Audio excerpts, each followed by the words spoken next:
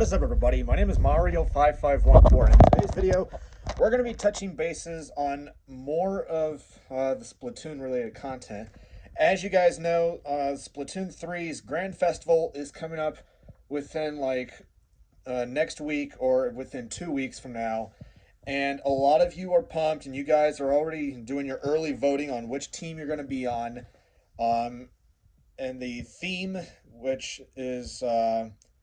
in which the Grand Festival is supposedly like the final Splatfest, but it hasn't been like fully confirmed yet. Some people said it's not, others say it is. The theme is which period or which part of time do you consider like the most important? The past, the present, or the future?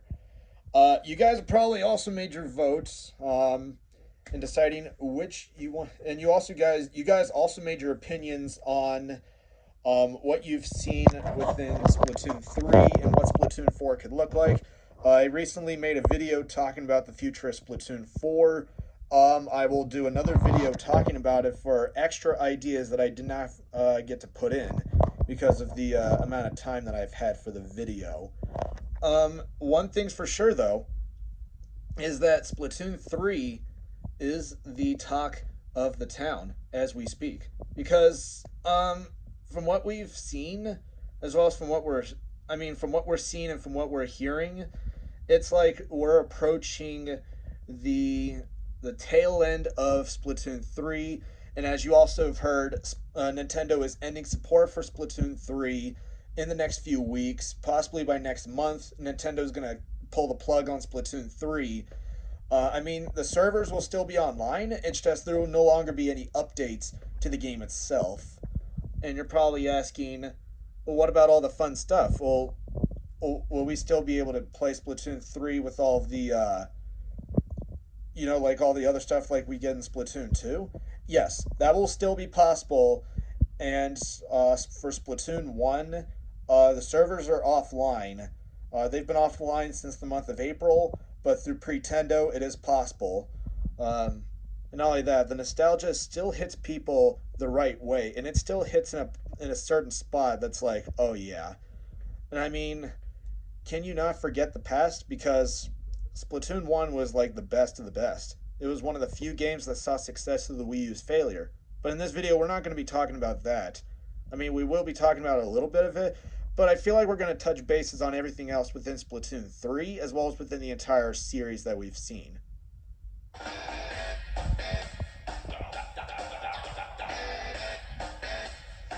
Alright, number one, we're going to be talking about the features. If you play Splatoon 1, you've seen that the basic features are you being able to play in the turf battles, which are, as people called them in Splatoon 3, casual battles.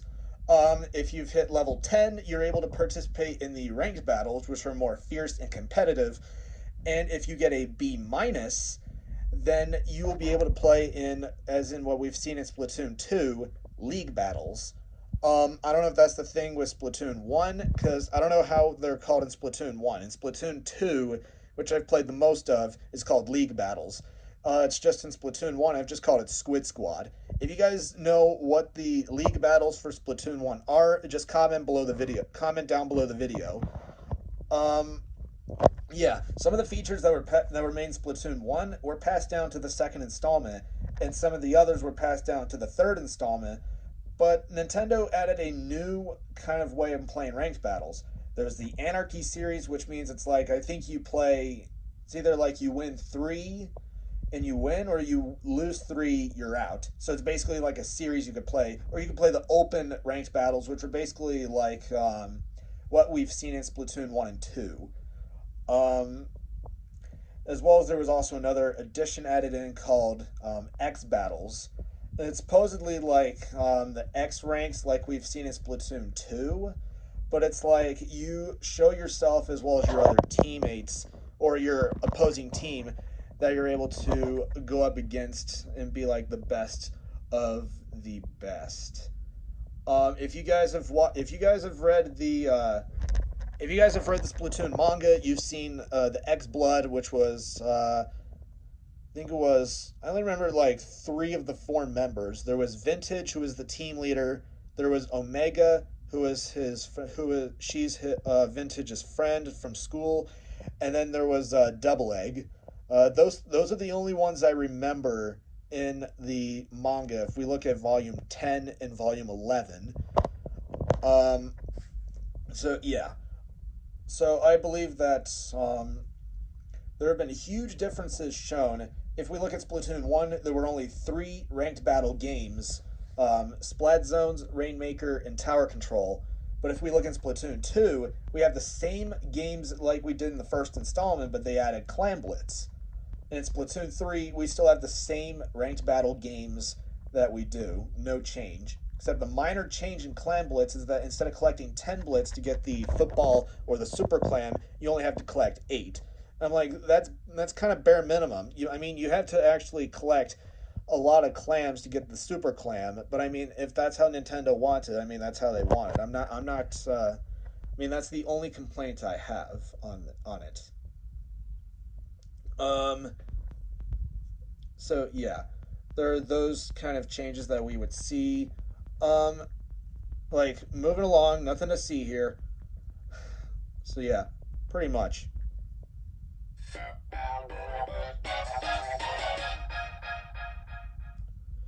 All right, next up I want to talk about is the story mode. If you guys have in starting with Splatoon 1, there was the single player story mode known as Hero Campaign, in which you were recruited by Captain Cuttlefish as Agent 3 to retrieve the Great Zapfish from the Octarians, which, after they lost the Great Turf War 100 years prior to the events of Splatoon 1, they've been planning for their revenge against the Inklings. Um, and as you play as Agent 3, not only do you get to rescue the Zapfish that are being held, but you also go up against, you also fight against the Octarians as well as the Octolings. Even collect some of the sunken scrolls, which explain some of the which explains some of the lore in the game as we speak. Um, if you guys looked in Splatoon 2, kind of the same thing, but in a different way. You're recruited as Agent 4 by Agent 2. Um, Instead of getting just one hero weapon, you have like more than 7 weapons. I think you have like 7, 8, or 9 maybe. It's just you have more weapons that you can use, and all weapons are available for purchase in Ammo Knights upon completing every single level in Octo Canyon with them. Compared to Octo Valley in Splatoon 1, you cannot get the hero shot in Splatoon 1 after you complete Octo Valley. It's only upon completing the amiibo challenges that you're able to unlock the hero shot as well as the hero roller and the hero charger. So there were 3 amiibos with 3 different sets of gear and 3 different weapons. So, but if we also look in Splatoon 3, it was kind of a bit of a play on in the prologue. Kind of like what we've seen in Splatoon 1 and 2, but then eventually going into the real game in Alterna, we kind of see the entire, like, the setup is kind of similar to Splatoon 1's, with you only having one hero weapon, but when you're in the playing in the Alterna missions, you kind of have that same setup that you see with Octo Expansion, and which we'll get to a bit later. Um, so it's kind of like what we've seen as like what are we even looking at as in gameplay? It's just like combining what we've seen in Splatoon 1 and 2 when it comes to uh, the single player story mode games, but in a new way. It's it's the combination of Splatoon 1 and 2 single player story mode with the single player DLC story in Octo Expansion, from when we were in the Deep Sea Metro. But instead of being in the Deep Sea Metro, we're in Alterna, which is underground. Um, so yeah, those were a lot of changes that they've made. And when we saw that, when we were as Neo Agent 3, as people called him, when we were wearing the hero suit, when the captain made a comment saying that the old Agent 3 was as clean as a catfish, after he said that it looks a little big or growing in the wash, it was implying that it was the old Agent 3's hero suit, like the original from Octo Valley. Um, that is not true. That is not the original Agent 3's hero suit. The Agent 3's hero suit is it's a black jacket with a yellow high vis vest over it, with hero runners that have lights on them, and you leave a light trail as you're walking. You also have the hero headset, which looks like a headset, and we see the original Agent 3, who's now the captain, still wearing it with the cap of Legends. So it's a huge difference that not that many people would be talking about, or some people would not even talk about, as like, okay, it's like going along with it. It's just something that you don't see or even talk about until later on.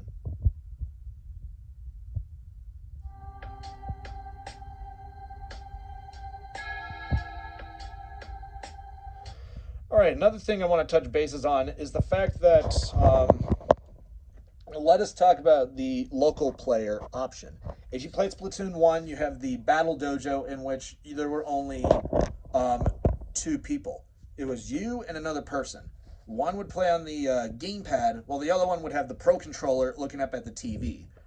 That was basically how local play was in the first installment.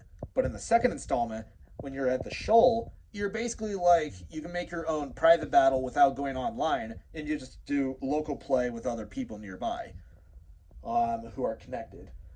The same thing goes with Splatoon 3. That made its reappearance once again. And yeah, I would think a lot of people would like that idea, being able to play nearby than just playing with other friends online. I mean, who doesn't want to play next to their friends? Anybody would.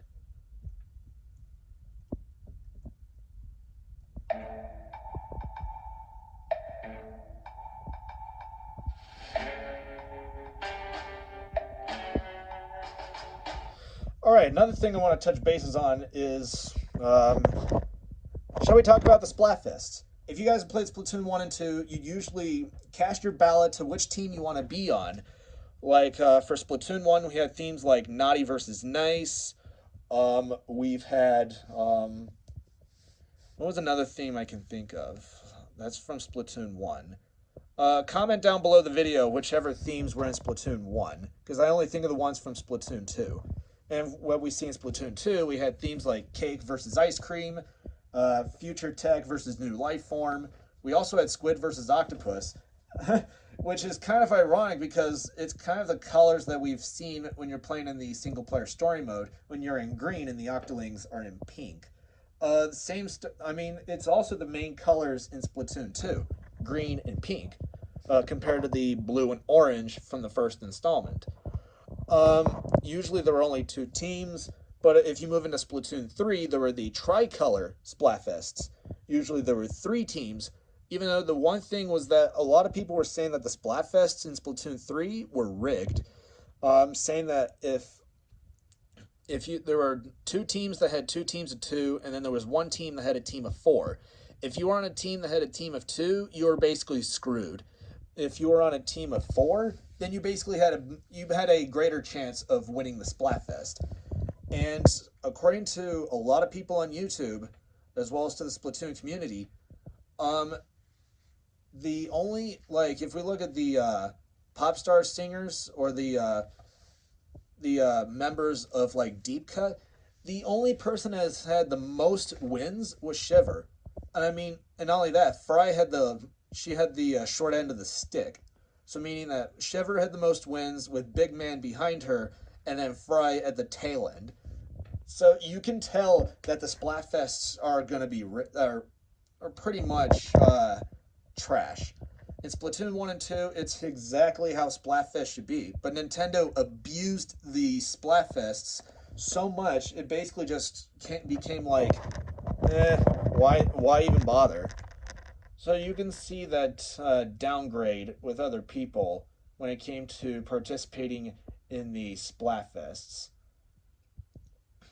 You're probably asking, okay, what about the regular Splatfests?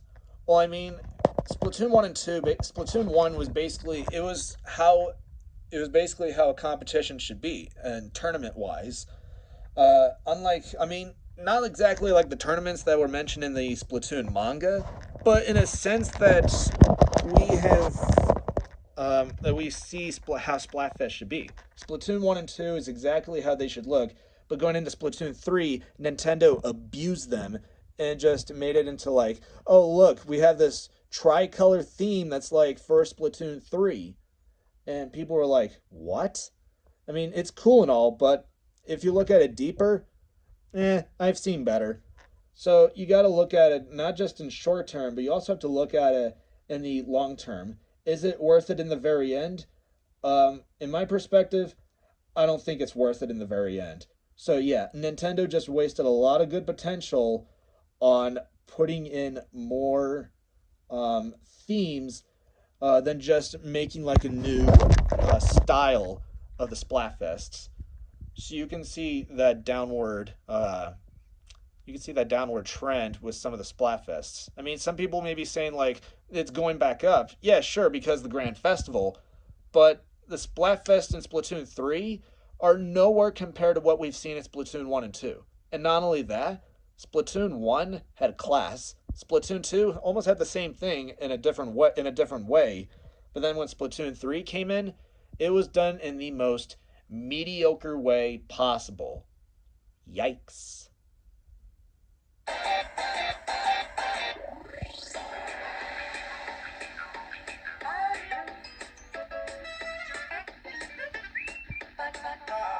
All right, one last thing before we go. Let us talk about how do I want to explain this? Oh yes, let us explain the graphics as well. Let's look at the overall game design. If we look back at like 2013, 2014, when Splatoon 1 was being made, you can tell that Nintendo put a lot of work into this. And according to Shigeru Miyamoto, a lot of people he was like, it was like, what kind of game is this? But when the demo came out, when the E3 came out, the E3 demo came out in 2014, a lot of people were wanting to get in on the fun. And when the game came out in 2015, it basically went viral. It blew up. And it was one of the most successful games that's on the Wii U. In fact, it sold 5 million copies between 2015 and 2016. And in 2017, when Splatoon 2 made its appearance with the E3 demo back in 2016, a lot of people were like, ooh, yes, another Splatoon game. And when it came out, it was as best as the first installment. But if you look, Splatoon 1 may have its Wii U style graphics, which may have been like higher quality than the Wii, but the colors that were on the Wii U were just more vibrant than it's seen on the Nintendo Switch. Sure, it may have better quality graphics on the Nintendo Switch, but the Wii U just hits differently in some cases. And then when Splatoon 3 came out, it was almost like the same thing as Splatoon 2, but in some other form. So, yeah. Not only that, Splatoon 1 just has the best soundtrack of any other of these Splatoon games. Splatoon 2 has a good soundtrack as well, but Splatoon 1 hits differently than the other two. I mean, Splatoon 2 does have its place. Splatoon 3, I've seen better. But there are some of the soundtracks that are like, oh yeah, that kind of fit in with the theme, as well as it's just there for fun. And that's what I like to see. Anyway, that pretty much ends the video right now. If you guys like the video, be sure you subscribe, as well as like the video. If you guys want to see more content like this, just send a comment below the video. Thank you for watching, you guys, and I will see you in the next video. See you then.